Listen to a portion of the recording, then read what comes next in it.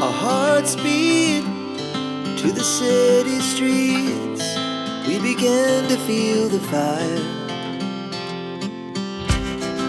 We rise like tall buildings. Hello, আপনাদের সবাইকে welcome জানিয়ে শুরু করছি আজকে নতুন একটি ভ্লগ। আমি শর্মিষ্ঠা। আশা করি আপনারা সবাই খুব ভালো আছেন, সুস্থ আছেন, আর আমরাও বেশ ভালো আছি। ঘড়ির কাঁটায় সময় এখন সকাল 6টা। কাল রাত্রে অনেক ঝড় বৃষ্টি হয়েছিল। আমাদের ঘরের সামনে একটা ভীষণ বড় গাছ রয়েছে। সব ডালপালাগুলো ভেঙে এভাবে ঘরের সামনে পড়ে রয়েছে, আর জায়গাটা বেশ নোংরাও হয়ে রয়েছে। দেখি কবে আসে ওরা পরিষ্কার করতে। সেই সঙ্গে বাইরে আবার আজকে প্রচুর ঠান্ডা। বেরিয়েছিলাম সকালে একটু মর্নিং ওয়াক করতে। ঘরে যখন ফিরছিলাম তখন দেখছি রাস্তার ধারে এরকম একটা ছোট্ট সুন্দর কিউট গাড়ি দাঁড় করানো রয়েছে। এত ভালো লাগছিল, তাই ভাবলাম একটু ক্যামেরাবন্দি করে নিই।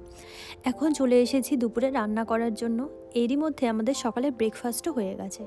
ঘড়িতে সময় এখন সকাল 11টা মতন বাজে। এই কাঁকড়া মাছটা অনেক দিন নিয়ে এসেছি, রান্না করা হচ্ছে না, তো ভাবলাম এটাকে আজকে রান্না করি। এটা সাইজে এতটা বড় ছিল, আমি ভাবছি এটাকে কিভাবে রান্না করব, কারণ এত বড় কাঁকড়া মাছ রান্না করার অভিজ্ঞতা আমার আজ পর্যন্ত হয়নি। এর থেকে ছোট কাঁকড়া রান্না করেছি অনেকবার, আর এই কাঁকড়াগুলো না আগে থেকে প্রিকুক করা থাকে, আর সেই জন্যই এই কাঁকড়াগুলো রান্না করতে খুব বেশি একটা সময় লাগে না। তাহলে চলুন আজকে এটাকে রান্না করতে করতে আপনাদের সঙ্গে শেয়ার করি আমেরিকায় আসার প্রথম অবস্থায় কোন কোন জিনিসগুলো আপনার সঙ্গে করে নিয়ে আসলে ভালো হয়, আবার কোন কোন জিনিসগুলো না আনলেও চলে, সেই সব কিছুর একটা ছোট্ট ধারণা আপনাদের সঙ্গে শেয়ার করি আমার মতন করে। যখন আমি প্রথম জানতে পারলাম আমার আমেরিকার ভিসা হয়ে গেছে, তখন খুব স্বাভাবিকভাবেই কোনো একটা নতুন দেশ, নতুন অভিজ্ঞতা হবে এটা ভেবে সবার প্রথম যে কথাটা মাথায় আসে সেটা হলো জামা কাপড় কেনার কথা। তাই কয়েকদিন সময় ধরে একটা লম্বা লিস্ট বানিয়েছিলাম জামা কাপড়ের, আর সেই অনুযায়ী অনেক জামা কাপড় নিয়ে এসেছিলাম, যাতে আমার প্রায় 3টে লাগেজ হয়েছিল। কিন্তু এখানে আসার পরে দেখলাম যে ধরনের জামা কাপড়গুলো নিয়ে এসেছি সেগুলো আমি এখানে বেশি একটা পরতেই পারি না। যেহেতু আমরা ওয়াশিংটন স্টেটে থাকি, এখানে প্রায় 3 থেকে 3.5 মাস মতনই সামার থাকে, আর এই টাইমটা বলতে গেলে ওয়াশিংটনের জন্য প্রাইম টাইম নিজের পছন্দসই জামা কাপড় পরার জন্য। আর বাকি টাইম যাই পরি না কেন তার সঙ্গে একটা করে সোয়েটার বা জ্যাকেট, এটা কিন্তু একেবারে কম্পালসারি, বিশেষ করে এই স্টেটে থাকতে গেলে। অন্যান্য স্টেটে আবার গরম থাকে অনেক দিন ধরে, সেখানে আবার পছন্দসই জামা কাপড় সব কিছুই পরা যায়, তবে আমাদের এখানে পরা যায় না। এটা জানার পরে তো আমার ভীষণই কষ্ট হয়েছিল। কত সুন্দর সুন্দর কয়েকটা শাড়ি নিয়ে এসেছিলাম, কয়েকটা ফ্যান্সি জামা কাপড়, সোয়েটার, জ্যাকেট, এগুলো কিছুই পরতে পারিনি। আবার ঠান্ডার দেশ শুনে অনেকে কি করে, দেশ থেকে বেশি করে সোয়েটার, জ্যাকেট এগুলোকে নিয়ে আসে, যার কারণে লাগেজের জায়গাটাও নষ্ট হয়ে যায়। আর আমাদের দেশের যে সোয়েটার বা জ্যাকেটগুলো আছে সেগুলো আবার এদেশে কিন্তু একেবারেই চলে না, কারণ আমাদের দেশের তাপমাত্রা আর এদেশের ঠান্ডার তাপমাত্রা দুটো একেবারে আকাশ পাতালের পার্থক্য বলা যেতে পারে। তো খুব স্বাভাবিকভাবেই আমাদের দেশের যে টেম্পারেচার অনুযায়ী জামাকাপড়গুলো তৈরি করা হয়, বিশেষ করে সোয়েটার বা জ্যাকেটগুলো, সেগুলো এখানের টেম্পারেচারের সঙ্গে একেবারেই ম্যাচ হয় না। আর বাইরের যে কোনো দূরের ঠান্ডার দেশে যাওয়ার জন্য আমরা কিন্তু অনেক টাকা পয়সা খরচা করে জ্যাকেট, সোয়েটার এগুলো কিনে থাকি, যেটা সেই দেশে গিয়ে ম্যাচ হয় না। তো আমার মতে এত টাকা দিয়ে জ্যাকেট বা সোয়েটারগুলো না কিনে আপনি যে দেশে যাচ্ছেন বা যে স্টেটে আসছেন সেখান থেকে কেনাই ভালো। তাতে কি হয়, আপনার পয়সাটাও সেভ হলো, আবার অন্য দেশে এসে পয়সা দিয়ে যে জিনিসটা আপনি কিনবেন সেটাও আপনার কাজে লেগে গেল, এই সুবিধাটা হয়। তাই আমার মতে দেশ থেকে বেশি বেশি টাকা দিয়ে সোয়েটার, জ্যাকেট, আরও একটা কথা যেটা বলবো, জুতো, এগুলো একেবারেই না কিনে যেগুলো এদেশে পাওয়া যায় না সেগুলো আপনারা বেশি করে নিয়ে আসতে পারেন। যদি কেউ হাউস ওয়াইফ হয় সেক্ষেত্রে কয়েকটা সালোয়ার কামিজ, শাড়ি এগুলো নিয়ে আসলে বেশ ভালো হয়। কয়েকটা জুয়েলারির এখানে ভীষণই অভাব, বিশেষ করে যে অক্সিডাইজের জুয়েলারিগুলো হয়, যেগুলো শাড়ির সঙ্গে, সালোয়ার কামিজের সঙ্গে ম্যাচিং করে পরা যায়, এগুলো চাইলে আপনারা বেশি বেশি করে নিয়ে আসতে পারেন। তবে শাড়ি, সালোয়ার কামিজ এগুলো খুব বেশি একটা আনার প্রয়োজন নেই, ওই যে বললাম ঠান্ডার কারণে পরা যায় না, পরিমাণ মতন নিয়ে আসলেই হয়ে যায়। আর ছেলেদের ক্ষেত্রে পাঞ্জাবি, ধুতি এগুলো আনলে বেশ সুবিধা হয়। আর বাকি জিনিসগুলো ধীরে ধীরে এখানে থাকতে থাকতে ম্যানেজ করে নেওয়াই যায়। আরও একটা ভুল যেটা আমি করেছিলাম, আমাদের ইন্ডিয়া থেকে ইউএসএ আসার ফ্লাইট জার্নি ছিল 20 ঘন্টা মতন। ওই দুবাইতে এসেছিলাম আমরা, আর দুবাই থেকে সোজাসুজি আমরা সিয়াটেলে এসেছিলাম। তো সব কিছু মিলিয়ে মোটামুটি 20 ঘন্টা মতন যেহেতু আমাদের জার্নি ছিল, আর ফ্লাইটের মধ্যে এসি তো ভীষণ চড়াভাবে দেওয়া থাকে, আমি কি করেছিলাম, একটা নর্মাল সোয়েটার পরে এসেছিলাম। আর বাকি যে সোয়েটার ছিল ভালো ভালো, সেগুলো সব আমার বুকিংয়ে ছিল।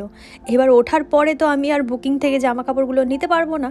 আস্তে আস্তে সময় যাচ্ছিল আর এত ঠান্ডা বাড়ছিল, যদিও ফ্লাইট থেকে ব্ল্যাঙ্কেটগুলো দিয়ে দেয়, তবুও যেহেতু আমার এসিতে থাকা একদমই অভ্যাস নেই আর এতক্ষণের জার্নিতে এসিতে ছিলাম, তো এত পরিমাণে ঠান্ডা লেগে গিয়েছিল আর প্রচণ্ড শরীর খারাপও হয়েছিল পরে। তো সেই জন্যই আমি বলবো যা সোয়েটার বা জ্যাকেট আনা হবে সেগুলো যেন পরে আসা হয়, বিশেষ করে ফ্লাইটে, কারণ ফ্লাইটের ব্ল্যাঙ্কেটে আপনার ঠান্ডা মানবে না যদি আপনি প্রথমবারের মতন এত দূরের জার্নি করে থাকেন।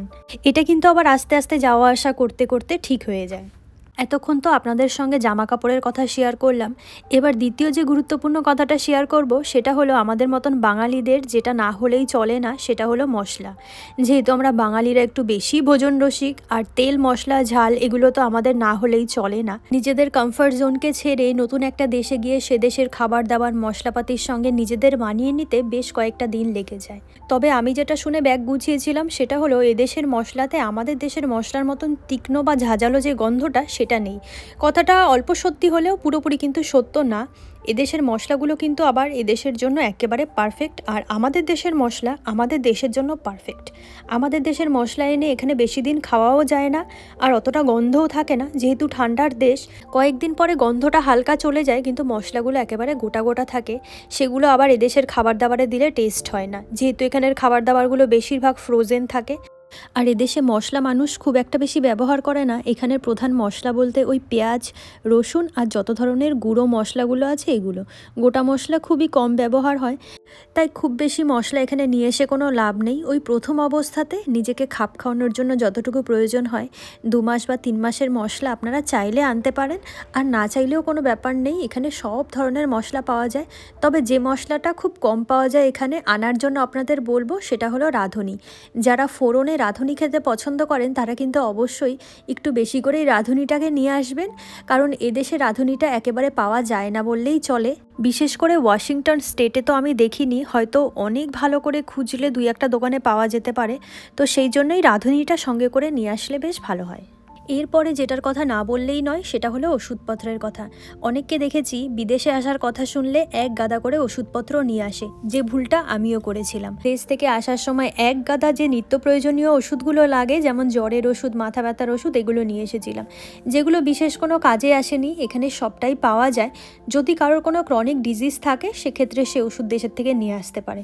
তবে নিত্য প্রয়োজনীয় যে ওষুধগুলো সেগুলো না আনলেও হয়। আর যেগুলো আনার কথা বলবো, বেশি করে কয়েকটা ORS নিয়ে আসতে পারেন। আর বাম জাতীয় যে জিনিসগুলো যেমন অমৃতাঞ্জন, মুভ, এই ধরনের জিনিসগুলো নিয়ে আসতে পারেন যদি আপনারা চান। আর ওষুধপত্রের কথা যেহেতু বলছি, সেক্ষেত্রে একটা ভীষণই ভাইটাল কথা বলবো আপনাদের, যাদের আপনাদের দাঁতের সমস্যা আছে বা চোখে পাওয়ারের সমস্যা আছে তারা কিন্তু অবশ্যই দেশ থেকে দাঁতের ট্রিটমেন্ট আর চোখের ট্রিটমেন্টটা তো করেই আসবেন। আর যাদের পাওয়ারের সমস্যা আছে তারা সঙ্গে করে 2 থেকে 3 জোড়া চশমা যদি সঙ্গে করে নিয়ে আসতে পারেন সেক্ষেত্রে ভীষণই ভালো হয়। কারণ বিশেষ করে আমেরিকাতে দাঁতের ট্রিটমেন্ট আর চোখের ট্রিটমেন্ট ভীষণ এক্সপেন্সিভ হয়। আর যখন কেউ নতুন নতুন এদেশে আসবে, সঙ্গে সঙ্গে তো আর মেডিকেল ইন্স্যুরেন্স হবে না, তার জন্য অনেক দিন দেরি করতে হবে। আর সেই জন্যই বলছি এখানে আসার আগে যদি সম্ভব হয় দাঁত আর চোখের ট্রিটমেন্টটা কিন্তু অবশ্যই করিয়ে আসবেন। আর প্রথম দিকে রেগুলার সাপোর্ট হিসেবে যা যা প্রয়োজন সেগুলো কিন্তু অবশ্যই সঙ্গে করে নিয়ে আসলে অনেকটাই সুবিধা হবে আপনাদের। এরপরে যে জিনিসটার কথা বলবো সেটা হলো বাসনপত্র। আপনারা যারা স্টিলের জিনিসে খেতে পছন্দ করেন তারা অবশ্যই দেশ থেকে আসার সময় কয়েকটা থালা, কয়েকটা গ্লাস, ছোট ছোট বাটি, কয়েকটা গামলা, এগুলো অবশ্যই সঙ্গে করে নিয়ে আসতে পারেন। আর এখানে আসার পর আমি যে জিনিসটার অভাব বুঝতে পেরেছি সেটা হলো একটা প্রেশার কুকার আনলে ভীষণই ভালো হতো, আর ভাপা খাওয়ার জন্য যে স্টিলের বাটিগুলো হয় ঢাকনাওয়ালা, সেই বাটিগুলো আনলে ভালো হতো। এখানে যে পাওয়া যায় না সেটা না, কিন্তু এখানে স্টিলের বাসনপত্র দেখেছি ভীষণ এক্সপেন্সিভ হয়। তো বাড়ি থেকে আসার সময় যদি এই ছোটো ছোটো কয়েকটা জিনিস নিয়ে আসা যায় তাহলে বেশ সুবিধে হয় কিন্তু। এরপরে বলবো যাদের ঘরে ঠাকুর আছে বা যারা ঠাকুর পুজো করে থাকে তারা কিন্তু অবশ্যই ঠাকুরের জন্য 3-4 সেট স্টিলের বাসন অবশ্যই যেন নিয়ে আসেন। আর শুধুমাত্র ঘট আর প্রদীপটাকে বাদ দিয়ে স্টিলের বাসনগুলোই নিত্য পুজোর জন্য এখানেই ঠিকঠাক বলবো, কারণ এখানে তো বাসনপত্র মাজার অতটা সময়ও হয় না যতটা সময় দিয়ে আমরা দেশে ঠাকুরের জন্য পিতলের বাসনগুলোকে মাজতে পারি। তাই বলবো নিত্য পুজোর জন্য সবসময় স্টিলের বাসন বেস্ট। আর যখন বিশেষ কোনো পুজো হয়, ঠাকুরকে আমরা ভোগ নিবেদন করি কোনো অনুষ্ঠানে, সেক্ষেত্রে বলবো সঙ্গে এক সেট পিতলের বাসন থাকাটা খুবই ভালো। আর সেই সঙ্গে অবশ্যই মনে করে পিতলের ঘট, আমের পাতা, ডাব, পান, সুপারি, বেলপাতা এগুলো সব পিতলের পাওয়া যায়, এগুলো যদি নিয়ে আসতে পারেন খুবই ভালো হয়। কারণ এদেশে এসে এগুলো খোঁজা মানে ভীষণ একটা টাফ ব্যাপার, আর অনেক সময় এগুলো পাওয়াও যায় না। আর সেই সঙ্গে কেউ যদি লক্ষ্মী ঠাকুরের পাঁচালি পড়তে পছন্দ করে সেক্ষেত্রে লক্ষ্মী ঠাকুরের পাঁচালি, হনুমানজির বই পড়তে পছন্দ করে সেক্ষেত্রে হনুমানজির বই, এগুলো সঙ্গে করে নিয়ে আসলে খুবই ভালো হয়। আর আমরা যারা হাউসওয়াইফ আছি, যেহেতু বিদেশের সমস্ত কাজটাই নিজের হাতে সামলাতে হয়, অনেক সময় দেখা যায় শাখা পলাগুলো বেড়ে যায়। তো রেগুলার পরার জন্য কয়েক সেট শাখা বা পলাটা নিয়ে আসাটা খুবই জরুরি, কারণ হট করে কখনো শাখা পলা বেড়ে গেলে সঙ্গে সঙ্গে বাজারে গিয়ে কিনে নিয়ে আসাটা তো আর সম্ভব হয় না, আর সব জায়গায় পাওয়াও যায় না। তাই বলবো এমার্জেন্সির জন্য সঙ্গে কয়েক সেট শাখা পলা রাখাটা কিন্তু ভীষণই দরকার। তো ব্যাস এতটুকু আমি আপনাদের সঙ্গে আমার মতন করে শেয়ার করলাম। এবার যে কথাটা আপনাদের সঙ্গে শেয়ার করব সেটা কিন্তু শোনাটা খুবই জরুরি, আর এটা কিন্তু একেবারে আমার নিজস্ব অভিমত। আমরা যারা বিদেশে আসব সবার প্রথমে আমাদের কয়েকটা জিনিস মাথায় রাখতে হবে, যে আমরা কোন দেশে যাচ্ছি, আর সেখানে কি আমরা পার্মানেন্ট থাকতে যাচ্ছি নাকি ঘুরতে যাচ্ছি। যদি আমরা কোনো বিদেশের দেশে ঘুরতে যাই সেক্ষেত্রে আমাদের কিন্তু কোনো বাধ্যবাধকতা নেই যে আমরা এই জিনিসটা নিয়ে যাব বা এই জিনিসটা নেব না। কিন্তু আমরা যখন কোনো দেশে পার্মানেন্ট থাকতে যাব সেক্ষেত্রে আমাদের অনেকগুলো জিনিস মাথায় রাখতে হবে। যে কোনো দেশের আসবাবপত্র থেকে শুরু করে মশলা, ওষুধ, জামা কাপড় সব কিছুই কিন্তু তৈরি হয় সেই দেশের জলবায়ুর ওপর ভিত্তি করে। সেক্ষেত্রে আমরা যদি ইন্ডিয়ার থেকে এক সেট জুতো নিয়ে আসি আমেরিকাতে, সেটা যেমন এখানের জন্য বেমানান, তেমন এখানকার কোনো জুতো যদি আমরা ইন্ডিয়াতে নিয়ে যাই সেটাও বেমানান। কারণ এদেশে তো খুব ঠান্ডার জন্য জুতোগুলো তৈরি হয়ে থাকে, আর আমাদের দেশে তো ঠান্ডা বেশি দিন থাকে না। আর যে পরিমাণে ঠান্ডা পড়ে ওই 2-1 দিনের জন্য জুতো পরে বিশেষ একটা লাভ হয় না, শুধু শুধু এত দূরের থেকে বয়ে নিয়ে গিয়ে। তাই বলবো দেশ থেকে শুধু শুধু কষ্ট করে জামা, জুতো, ওষুধ, মশলাপাতি এগুলো শুধু শুধু এদেশে বয়ে না নিয়ে এসে এদেশের আবহাওয়ার সঙ্গে নিজেকে কত তাড়াতাড়ি খাপ খাওয়ানো যায় এই চেষ্টাটা করাটাই কিন্তু বেশি ভালো আমার মনে হয়। তাই বলবো ব্যাগ ভর্তি করে অনেক জিনিস না নিয়ে এসে যদি টুকটাক কিছু খাওয়ার জিনিস নিয়ে আসা যায়, যেমন বিস্কিট, চানাচুর, এগুলো কিন্তু এদেশে এসে ভীষণ খেতে ইচ্ছা করে, কারণ আমাদের দেশের মতন এগুলো পাওয়া যায় না এখানে। তাই এই জিনিসগুলো ভীষণ মিস করি এখানে এসে। আর এখন ভাবি যে যদি কয়েকটা জামা কাপড় কম নিয়ে এসে এগুলো যদি বেশি করে নিয়ে আসতাম তাহলে ভালো হতো। তারপরেও মন মানতে চায় না, দেশ থেকে আসার সময় নানা ধরনের জিনিসপত্র নিয়ে আসার কথা মাথায় আসে। যেমন আমি এখনও পর্যন্ত আসার পরে দেশে যাইনি, কিন্তু আমার মা রোজই ফোন করে বলে তুই আসলে তোকে এটা দিয়ে দেবো, ওটা দিয়ে দেবো, সেটা দিয়ে দেবো। তো যাই হোক, মায়ের মন, মায়েরা তো দেবেই। তো আজকে অনেক কিছু আপনাদের সঙ্গে বলে ফেললাম, আর আজকের ভ্লগটিও আমি এখানে শেষ করব। এরই মধ্যে আমাদের রাতের খাবার দাবারও রেডি হয়ে গেছে। তো চলুন, আপনারা সবাই খুব ভালো থাকবেন, সুস্থ থাকবেন। আবার আপনাদের সঙ্গে দেখা হবে নতুন কোনো একটি ভ্লগ নিয়ে। আর আমার ভ্লগগুলি যদি আপনাদের ভালো লেগে থাকে তাহলে একটা করে লাইক করে দিয়ে চ্যানেলটির সঙ্গে থাকবেন। তাহলে আজকের মতো টাটা।